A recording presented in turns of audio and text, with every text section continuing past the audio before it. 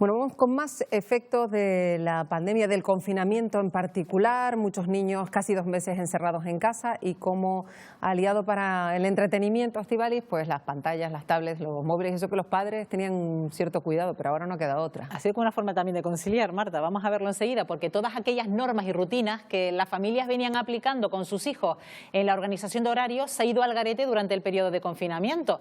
Si concretamos en lo que respecta al consumo de videojuegos u otros contenidos en pantalla, los menores se han excedido en horarios. Aquellas normas que establecieron sus progenitores quedaron en agua de borrajas porque sin clases, teniendo que conciliar entre niños y teletrabajo, las familias han tenido que hacer demasiadas concesiones. La red de atención a las adicciones ha advertido de que se está agudizando conductas problemáticas relacionadas con el juego en línea y el abuso de las tecnologías.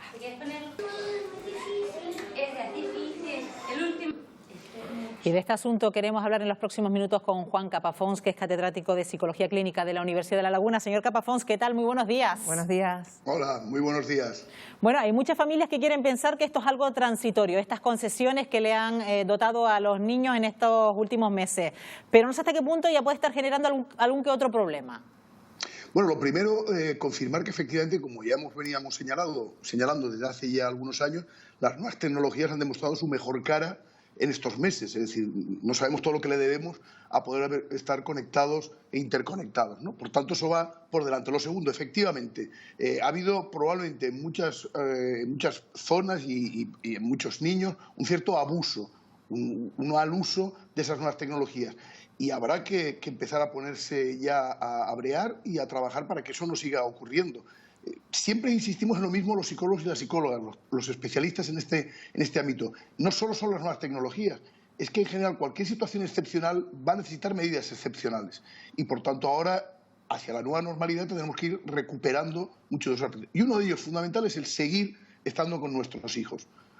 Claro, y sobre todo a lo mejor empezar a fomentar ya lo de ahora que se puede volver a disfrutar del aire libre, porque cuando no se pudo es verdad que las pantallas fueron una ayuda y que no quedaba otra porque tenían que servir para recibir clases, muchas opciones, también era el entretenimiento y ahí no había otra. A lo mejor un niño pasaba pues 16 horas delante de una pantalla, entre unas cosas y otras. Sí, hemos insistido muchísimo también, sabes que llevamos muchos años trabajando además con nuestra gente, con nuestros jóvenes, y hemos insistido en que es muy tentador, porque es muy rentable en el sentido de que da muy poca guerra, darle un iPad a un niño o poner en el ordenador a un chaval de 12 o 13 años y olvidarnos de él, porque nos vamos a olvidar de él. Por ejemplo, el campo de los videojuegos pues está muy bien diseñado, son muy versátiles, son muy atractivos, consumen muchísimo tiempo y parece que es un tiempo donde el niño, el adolescente no nos molesta, pero podemos estar efectivamente provocando un daño, si no irreparable, desde luego grave. Por tanto, evitar la tentación de la comodidad, de la accesibilidad, de la facilidad, de lo tremendamente entretenido que es. Y como todo lo que siempre ha ocurrido en el ser humano, fomentar el autocontrol, la capacidad de que efectivamente nosotros gobernemos nuestra vida y que no la vida acabe gobernándonos a nosotros. Estamos hablando además de juegos en línea, que me imagino que muchos habrán descubierto, algunos menores, en estas circunstancias. Sí, es verdad que ha sido positivo para establecer un contacto con sus compañeros de clase, pero ¿cuántas tiranteses se producen en algunas conversaciones en esos videojuegos, no? Claro, y esto conecta además con un tema que se ha tratado, yo sé que ustedes lo han tratado reiteradamente y se los agradezco, que es el tema del ciberacoso, que el ciberacoso también se hace a través de los videojuegos. Es decir, el ciberacoso es un cáncer con una metástasis y una facilidad de contagio parecido al coronavirus, si no más. Y por tanto, efectivamente, esa violencia que se puede generar detrás de una pantalla, a veces además es hacia una persona en particular y sometido por un grupo. Y eso, pues tenemos un plus, tenemos el plus de la agresividad en sí mismo, el plus del abuso de la nueva tecnología y luego el desafortunadísimo fenómeno en este caso, el ciberacoso, ¿no? Que no es ni más ni menos que ese primo hermano del acoso. Claro. Por tanto, hay que tener muchísimo cuidado. Yo siempre insisto a los padres que deben estar vigilantes, que no hay que tener ningún miedo a supervisar, que no estamos rompiendo la intimidad de un chico o una niña de 10, 11, 12 años, en absoluto. Tenemos que estar encima. Igual que lo cogíamos de la mano cuando tenía 6 años para cruzar la calle, hasta que le enseñábamos a cruzar adecuadamente, pues igual que nos suben el ascensor solo hasta que tiene 12 años, pues esto es exactamente igual, hay que estar con ellos.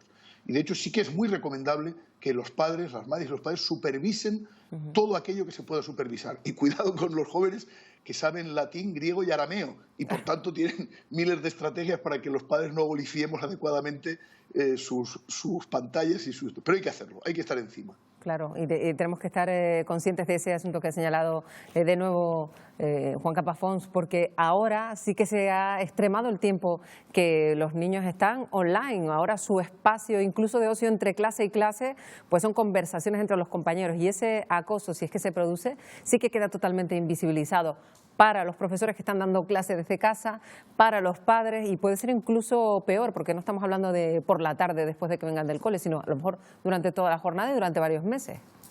Y luego, de verdad, aprovecho el programa de ustedes para insistirle a los padres y a las madres muchísimo cuidado, porque sin querer, en ocasiones, que no está mal, el sistema educativo que aplicamos a nuestros hijos de encontrar en nuestro hijo el culpable de todo, que no está mal, insisto, pero a veces hay que escuchar sin juzgar, sin valorar y sin inmediatamente intentar dar instrucciones. Hay que saber escuchar, porque a veces a un niño le va a costar mucho abrirse, sincerarse, a veces porque piensa que el padre o la madre pues a lo mejor le va a castigar o no le va a entender o va a pensar que es el responsable de todo, ¿no? Por tanto, hay que transmitir muchísima seguridad, muchísima cercanía para que ese niño, esa niña que está sufriendo realmente nos lo cuente, porque a partir de ahí sí que es verdad que todo es mucho más fácil. El problema es el secretismo y la ocultación. Ahí a veces pues, pasan los meses y dices, bueno, ¿y cómo ha sido posible que esto me haya ocurrido? A mí me ocurrió en mi propia familia, con mi propia hija. Y dice, bueno, pero en casa de herrero cuchillo de palo. Pues sí, es muy fácil que se nos disuelva ese fenómeno y, por tanto, dar mucha tranquilidad, dar mucha seguridad, dar mucha confianza, y ese es el mejor camino para que efectivamente detectemos este tipo de abusos y de aspectos tan perniciosos para nuestra juventud, nuestra adolescencia y nuestra infancia. Pero no solo el consumo de videojuegos, señor Capafons, sino también el consumo de pantallas que nos permiten entrar en determinados contenidos y unos contenidos llevan a otro y de forma ingenua un niño entra y se puede encontrar con contenidos muy peligrosos. Sí. Insisto, además, perdonen que sea muy pesado, pero porque de verdad que los nativos tecnológicos, es decir, todos aquellos que ahora tienen 13, 14, 15, 16 años o menos, de verdad que a los que somos ya, tenemos una cierta edad, los que somos, pues de alguna manera, adoptivos tecnológicos, hemos tenido que aprender todo esto, nos ganan por goleada. Y en ese sentido hay que saberse asesorar, hay que saber preguntar, insisto, como tutores, como padres, para detectar. Porque la adicción a los videojuegos, la adicción incluso al tema de las apuestas online es tremendamente silencioso. Es decir, no piensen que lo vamos a detectar con gran facilidad. Y lo que acabamos de señalar antes, el tema de la violencia, ¿no?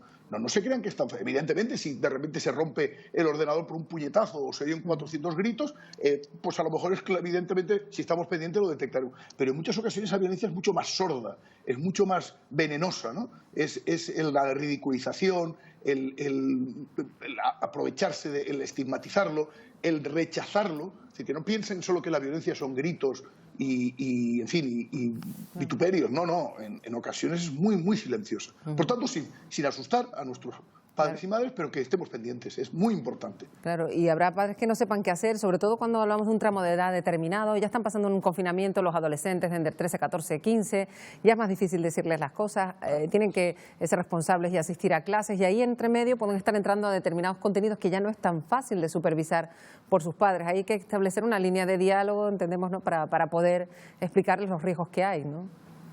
Exacto, es que por eso insistía en el tema, parecen recetas globales o muy genéricas, pero es que ese genérico es el más importante. Tenemos que tener la confianza de nuestro hijo, de nuestra hija, para que nos comunique, para que nos hable, para que nos comente. Y a partir de ahí, efectivamente, como muy bien señalabas, Marta, no es lo mismo 8 años que 12 o 13 o 14. Pues 14 años, a lo mejor el mero hecho de que le digas algo ya le tienta para hacer lo contrario. Hay que saber manejar, hay que saber llevar esa época, que como siempre he señalado, pues es un momento de cambio hormonal, de cambio social, de cambio emocional, y saber dirigir, y si no, tampoco pasa nada en recurrir a los expertos. A veces tenemos el pediatra como el primer profesional que nos puede echar una mano, que nos puede orientar hacia profesionales como el psicólogo, la psicóloga, el orientador, la orientadora. Bueno, pues el recurrir cuando la cosa vemos que se ha agravado es muy saludable. El saber ir al médico cuando tenemos un problema o ir al psicólogo cuando tenemos otro tipo de problema o de trastorno.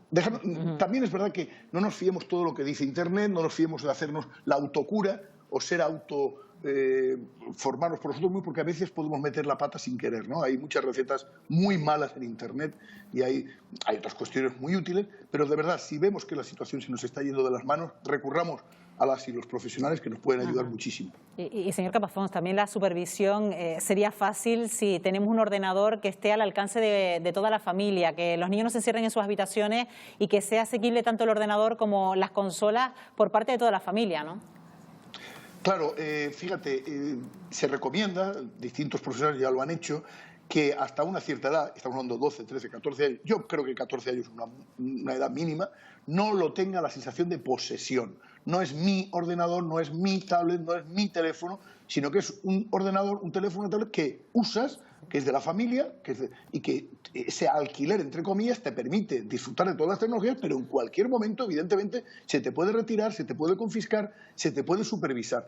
Por tanto, el que no sea en propiedad, y como tú muy bien también adelantabas, el que no esté confinado en un sitio oscuro, cerrado, que nadie accede, sino que, bueno, ¿por qué no las puertas abiertas? ¿Por qué no en el salón? Es decir, pero claro, conecta con lo que señalaba antes. Cuanto más confianza tengamos con nuestros hijos y nuestras hijas, más fácil será poner estas normas en práctica. Porque si también, hombre, si somos unos entrometidos, que a veces habría que dar un tirón de oreja a los padres y a las madres, ¿no? Si nos metemos donde nadie nos llame, o queremos vivir una segunda adolescencia que no vivimos y nos proyectamos en nuestros hijos y nuestras hijas y nos queremos hacer los coleguitas y estar con ellos, pues al final ese hijo y esa hija acaba de nosotros hasta el moño y lo que no quiere es que nos entrometamos más. Es la sutil a veces diferencia entre intromisión y supervisión. Claro. Hay que supervisar. Y para supervisar es fantástico que sea lo más público posible las acciones de los niños y las niñas con las nuevas tecnologías y a la vez que tenga la máxima confianza con nosotros.